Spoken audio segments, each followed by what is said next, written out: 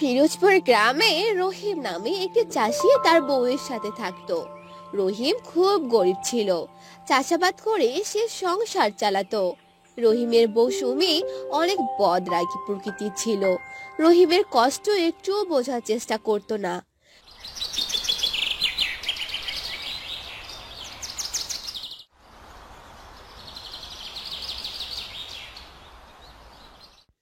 কি গো, কোথায় গেলে? এদিকে এসো তাড়াতাড়ি। বলি, আমার কথা কি তুমি শুনতে পাচ্ছ না নাকি? এত ডাকাডাকি করা লাগে, তবুও শুনতে পায় না?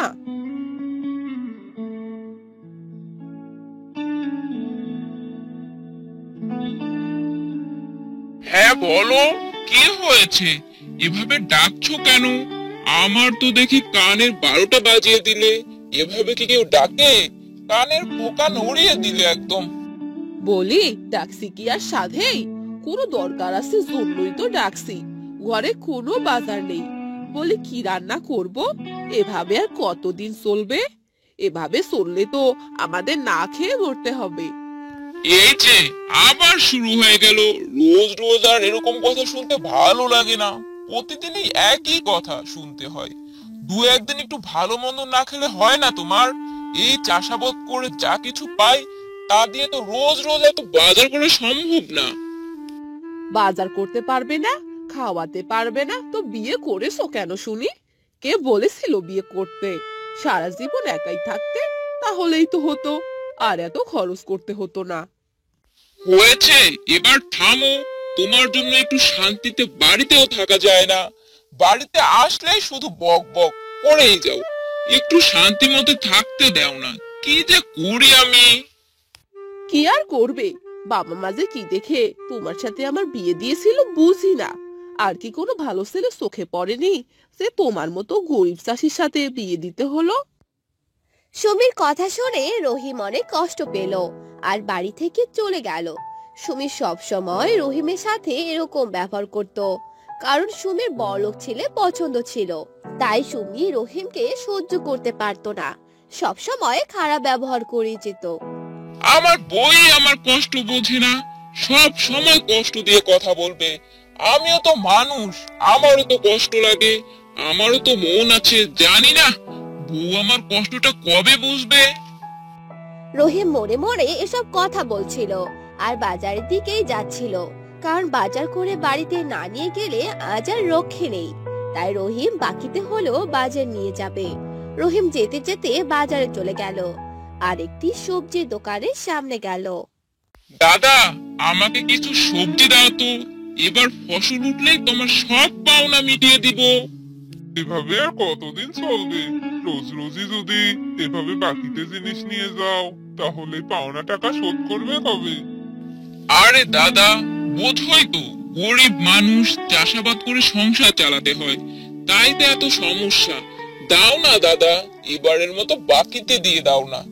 কদিনের মধ্যে তোমার সব টাকা শোধ করে দিব। না না ভাই, আমারও তো সংসার চালাতে হয়। রোজ রোজ এত বাকি দিলে তো আমার ব্যবসায় অনেক ক্ষতি হয়ে যাবে। আমি ভাইয়ের বাকিটাকে দিতে পারবো না। আচ্ছা দাদা, ঠিক আছে, আমি বরং পরে নিয়ে যাব। আর তুমি কোনো চিন্তা করো না, আমি তোমার সব টাকা শোধ করে দিব। রহিম সেখান থেকে চলে যায় আর মনে মনে ভাবে, আমি বরং মোড়ল মশাইয়ের কাছে যাই, দেখি উনি কোনো টাকা ধার দেয় কিনা। না হলে আবার বউ আবার বাড়িতে ঢুকতেই শুরু করে দিবে চেঁচামেচি। এই বউয়ের জ্বালায় আর বাঁচি না। রহিম মোড়লের বাড়িতে চলে যায় আর মোড়লকে ডাকতে থাকে। মোড়ল মশাই, ও মোড়ল মশাই, বাড়িতে আছেন? একটু বাহিরে আসবেন, কিছু কথা ছিল। মোড়ল ঘর থেকে বেরিয়ে এলো আর দেখলো রহিম দাঁড়িয়ে আছে। মোড়ল তখনই বলল, কি ব্যাপার রহিম, এভাবে ডাকছো কেন? কিছু হয়েছে? রহিম মোড়লের জমি চাষাবাদ করে দিত, তাই মোড়ল রহিমকে একটু বেশি ভালোবাসে। মোড়ল মশাই, আমাকে কিছু টাকা ধার দিবেন? আসলে খুবই সমস্যার মধ্যে আছি। যদি একবারের মতো আমাকে কিছু টাকা দিতেন তাহলে আমার খুব উপকার হতো। আচ্ছা ঠিক আছে, নিয়ে যাও, কদিন পরেই আবার দিয়ে যেও। আসলে আমার একটু টাকা পয়সার সংকট আছে। ঠিক আছে মোড়ল মশাই, আপনাকে অনেক ধন্যবাদ। আসলে আপনি ছাড়া আমাকে আর সাহায্য করার মতো কেউ নেই। আপনি আছেন জন্য এই অভাবের মধ্যে দুটো খেতে পাচ্ছি। এরপর রহিম মোড়লের কাছ থেকে টাকা নিয়ে বাজারে চলে যায় আর বাজার খরচ করে বাড়িতে চলে যায় আর তার বউকে ডাকতে থাকে। কই গো বউ, কোথায় গেলে? এদিকে এসো, এই নাও তোমার বাজার, নিয়ে যাও। রহিমের বউ বাহিরে এলো আর রহিমের হাত থেকে বাজারগুলো নিয়ে রান্না করতে চলে গেল। এভাবেই কিছুদিন চলে যায়। দেখতে দেখতে রহিমের ফসলগুলো পেকে যায় আর রহিম সেগুলো বিক্রি করে যে টাকা পায় তা দিয়ে ঋণ শোধ করে। না, এভাবে ফসল ফলিয়ে লাভ হবে না। ঋণ শোধ করতেই সব টাকা শেষ হয়ে যায়। কি যে করি, এভাবে সংসার চালাবো কি করে?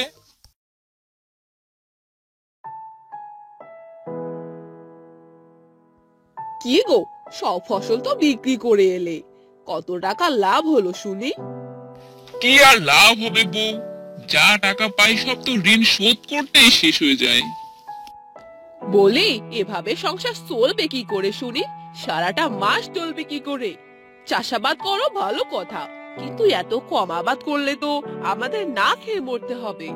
কি আর করবো বউ, গরিব মানুষ, চাষাবাদ করার জন্য তো জমি লাগবেই নাকি? আমার তো নিজের কোনো জমি নেই। মানুষের জমিতে চাষাবাদ করে যা টাকা পাই তা দিয়ে কি হয় বলো? এভাবেই কিছুদিন যায়।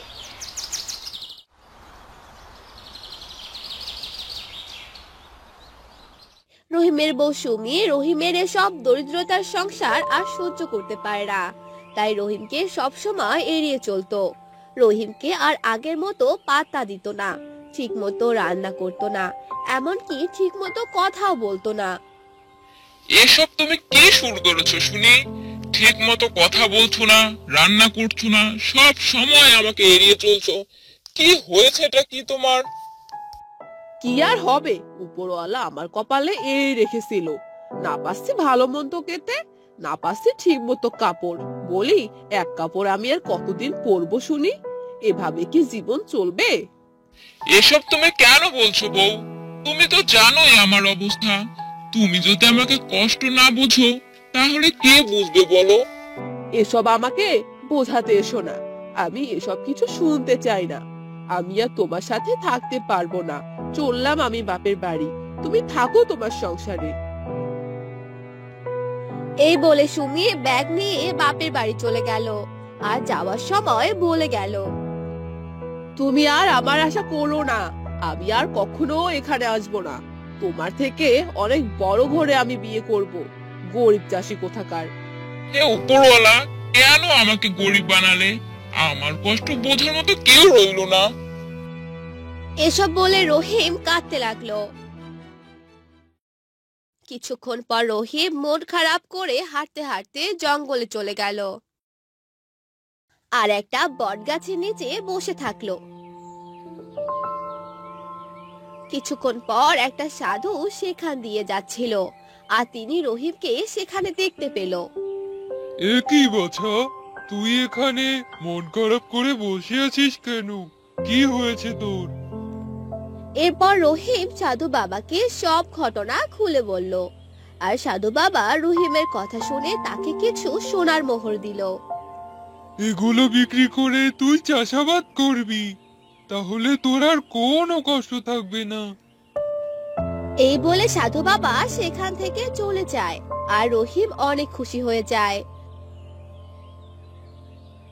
রহিম মোহরগুলো বিক্রি করে দেয় আর অনেকগুলো টাকা পায় আর জমি কিনে ফেলে। সেই জমিতে চাষাবাদ করে রহিম অনেক টাকা পায়। যাক, এতদিনে আমার কষ্টটা একটু কমলো। এখন আমার সবই আছে, কিন্তু এখন আমার পাশে থাকার জন্য আমার বউ নেই। সেদিন যদি সুমি আমার কষ্টটা একটু বুঝতো তাহলে আজ আমি সম্পূর্ণ পরিপূর্ণ থাকতাম। রহিম এসব ভাবছিল আর কষ্ট পাচ্ছিল। রহিম মনে মনে সাধু বাবাকে ধন্যবাদ জানালো। সাধু বাবার জন্য আজ আমি এত কিছু করতে পেরেছি, আজ আর আমার কোনো অভাব নেই। রহিমের বউ রহিমের উন্নতির কথা শুনে রহিমের কাছে ছুটে আসে আর বলে, ওগো, আমার অনেক ভুল হয়ে গেছে, আমাকে তুমি ক্ষমা করে দাও। আমি আর কখনো তোমার সাথে খারাপ ব্যবহার করব না, আর তোমাকে ছেড়ে যাব না। এরপর রহিম সুমিকে ক্ষমা করে দেয় আর এরপর থেকে তারা সুখে শান্তিতে বসবাস করতে থাকে।